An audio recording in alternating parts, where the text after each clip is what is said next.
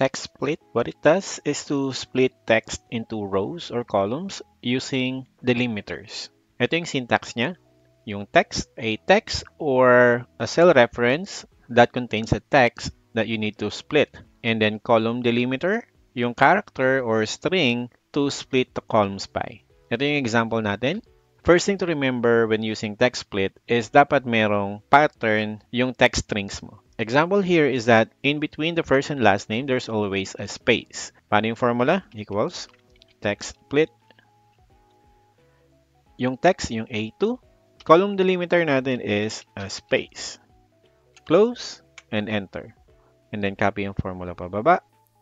And there you go. You can also do this with addresses, product codes, serial numbers, and so on.